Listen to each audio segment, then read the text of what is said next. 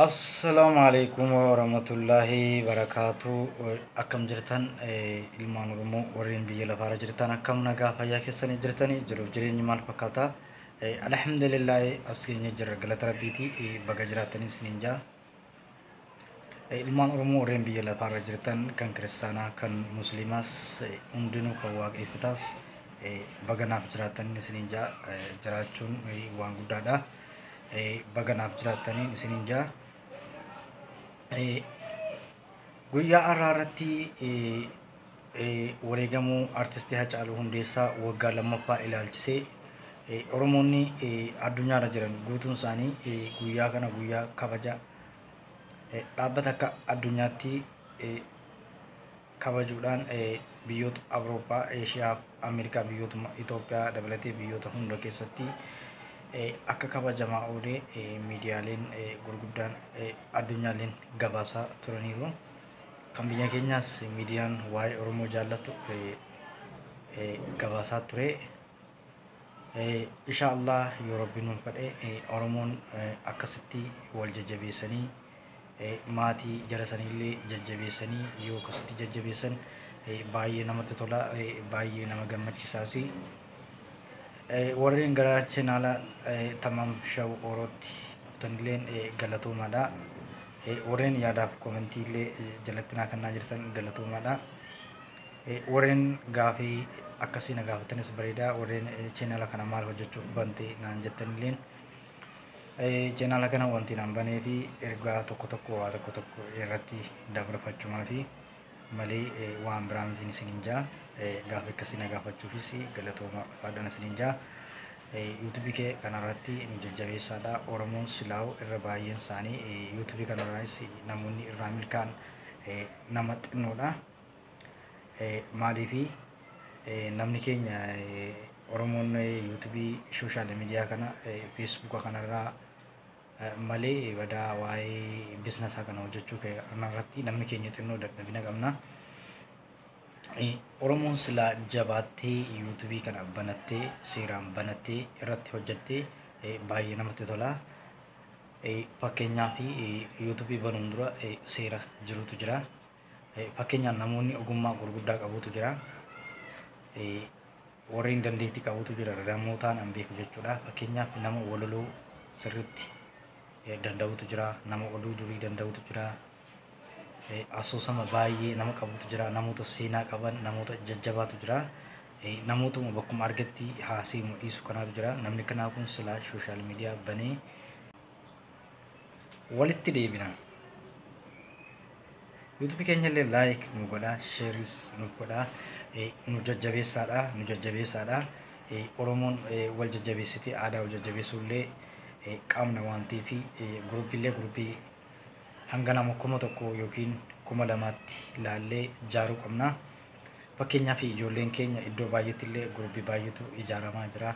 Haala akkasiitiin wal jajjabeessine eessatti illee guruupiin akkasii yoo ijaarame baay'ee namatti tola. Wal jajjabeessaadha. Inshaallah ta'ala yoo Rabbiin nu laafise haala akkasiitiin jajjabaachuu qabna. Ijoolleen keenya YouTube banuun dura seera isaa hamma tokko dubbisuu qabu. Fakkeenyaaf warreen gurguddoo barsiisaa ta'antu jira. Warreen waa'ee YouTube kana barsiisantu jira. Achi jala galanii ilaaluu danda'u. Warreen ammoo Ingiliffa sirriitti danda'an community and Google jaraa keessa galanii dubbisuu danda'u seera isaaniiti. Jarri wanti hin jaallanne copyrightidha. Waa tokko fakkeessanii maxxansuudha. Fakkeenyaaf ati Facebook irraa waan baay'ee gad buustee yoo maxxansite ta'e an seera isaa hin beeku. Amma reefuun dubbisee argee hamma tokko hubadhee barnoota gahaa akkasiillee hin qabu garuu hanga tokko irraa hubadheetiin jira.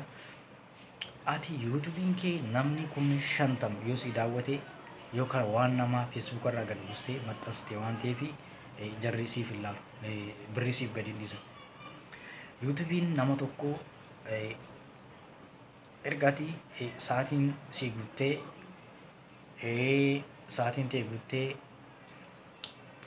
sa'aatii 4,000 guuttattee san booda erga 1,000 guuttee booddee sa'aatii 4,000 erga guuttatte booddee guutaa foormii guutuutu jetta erga foormii san guutee foormii san kongireeshiniin si taqabballeerraa si jaan erga siif deebite booddee ati moonni taatee jirta waan ta'eef hanga tokko yoo waa maxxansite san boodallee rakkoon qabu san duratti yoo waa maxxansite jarri guyyaa sadii fi yuutuubii kee dhaggeeffata erga risaalaan san itti dhayite booda meseejii san ergaa san itti ergite booddee yuutuubiin kee guyyaa sadiif ni dhaggeeffatamti yuutuubii kee jarri kun guyyaa sadiif dhaggeeffatanii waan ati hojjette duwwaa yoo ta'e jarri san kongireeshiniitu si deebi'aa san booda maal godhanii sadarkaa tokkoffaarraa gara lammaffaatti gara YouTube manii wiichitti si jijjiiru wanta akkasiitu jira fakkeenyaaf namoonni baay'een warreen waan nama maxxansaa turrellee hanga tokko akka mataa kootii ta'aniif jala haqeen jira warreen waan nama maxxansatan fakkeenyaaf warreen koopiraayitii fa'aa of jala haqaa tamaam shawwooroo laayik godha fakkeenyaaf namoota jajjabaatu jira namoota baay'ee dandeettii qaban wantoota akka seenaa dabarte kana seenessuudhaan waan silaa dhufullee fakkeessanii haasa'uudhaan nama bashannansiisuudhaan nama akkasii baay'eetu jira fakkeenyaaf ijoolleen gundoo yookiin safii baay'ee ogummaa garaagaraatiin warroon hodhaa jirantu jira inni argaa namoonni akkasii sanfaan silaa karaa sooshaal miidiyaa kanaan ogummaa akkasii ilmaan Oromoo kanaaf qoodanii namatti tola dhaabbata wayii tokko banatanii achirratti silaa namni illee akka isaan hordofuuf sooshaal miidiyaa akkasirratti silaa wal barsiisanii namatti tolaan isiniin jaa Oromoon yuutuubii yoo argu sooshaal miidiyaa irratti xiqqaadha maaliifi saba biraa yoo ilaalte baay'ee guddaadha sooshaal miidiyaa kanarratti wal jajjabeessu guruppii hanga nama 5,000 kan ijaaramee jiru amma saba biraa keessa yeroo argu namni tokko yuutuubii yoo banate ji'a 4 keessatti abbaa manii yookiin abbaa biizinasaa ta'a jechuudha maaliifi gargaarsa baay'eetu jira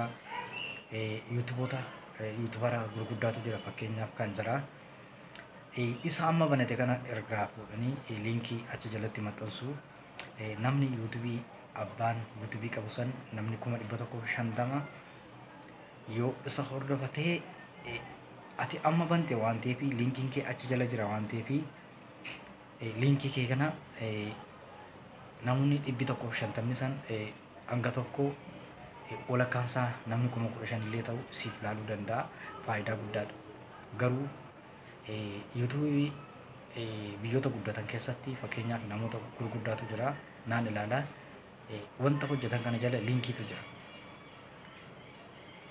ijoolleen keenya yeroo yuutuubii yookiin waa tokko viidiyoo maxxansitan liinkii jalatti maxxansa maaliifi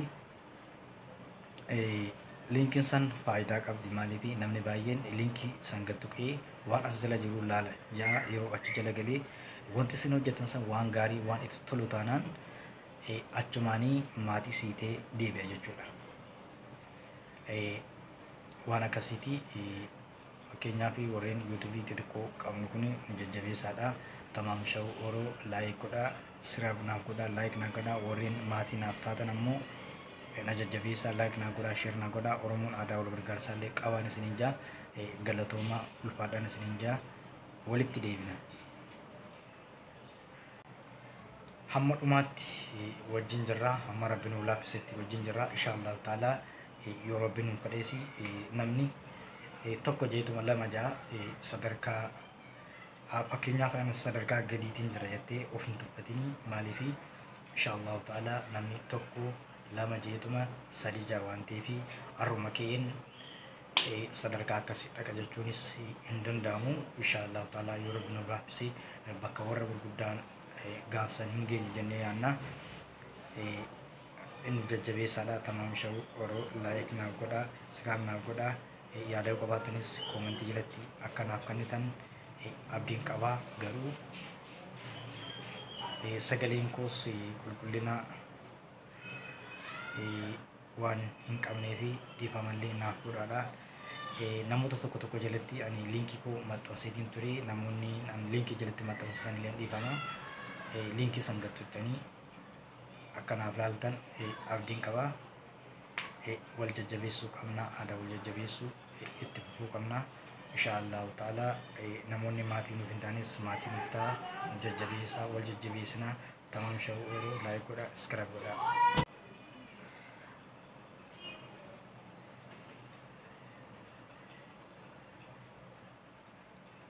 Warreen waan nama of jalatti poosti goonee maxxansaa turre amma of jala haquu qabna. Maaliif abbaa biizinesaa ta'uudhaaf jechuudha. Namoonni waan nama of jalatti poosti gootan fakkeenyaaf warreen koopiraayitii qabu faatu jira. Fakkeenyaaf sirba Hacaaluu Hundeessaa yookiin sirba Galaanaa Gaaromsaa jennu Galaanaa Gaaromsaa haa jennu dhiifama. Fakkeenyaaf sirboota akkasiisan namni alaa yookiin bakkeedhaa banatee dhaggeeffachaa otoo jiru nu asii yoo viidiyoo waraabutti jirre sagaleen nama sanii yoo as keessa galtee jarri sagalee koopiraayitii nurratti erga waan ta'eef isa akkasillee of eeggannoo cimsuu gochuu qabna. Maaliif namoonni baay'een yuutuubii kanarratti naan argaa nama hamma 6,000 nama 7,000 qabutu jira. Birrii naaf gadi hin dhiifne nama ja'uun argee garuu jarri birrii wanti gadi hin dhiifne maaliif hin dhaggeeffatamte yuutuubiin ta'e hanga guyyaa sadiitti kaampaanii yuutuubii ni dhaggeeffata. Erga guyyaa 3 dhaggeeffatee kompeer godhee waa'ee kana hubate booddee ati risaalaan ati itti ergite san erga san dhaggeeffatanii waa addaan baafatan booddee si taqabbalanii siif ergu jechuudha. Fakkeenyaaf si taqabballeerra jedhanii akka wiic maniitti yuutuubiin ta'e maallaqa taatee akka daawwatamtu jechuudha. Waada akkasii siif godha. Olee nama 5,000 6,000 ani yuutuubii naaf gadi hin dhiifamne jedha namni baay'een.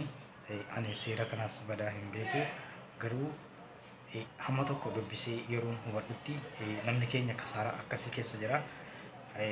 Waan nama maxxansurraa of qusadhaa, jajjabaadhaa inshaallahu ta'ala.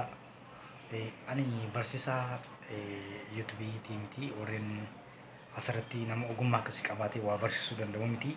Hanga tokko hubadheeti wanti nan himaa jiru.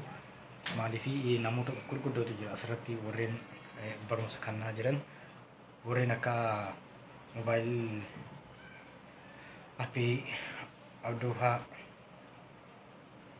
namoota jajjabaa jira. Warreen waa hedduu afaan hedduudhaan dubbisanii Oromoodhaaf afaan Oromootiin ergaa gurguddaa dabarsaa jirantu jira. Namoonni akkasii jalaa ergaa akkasii hubachuu qabdanii isiniin jaa.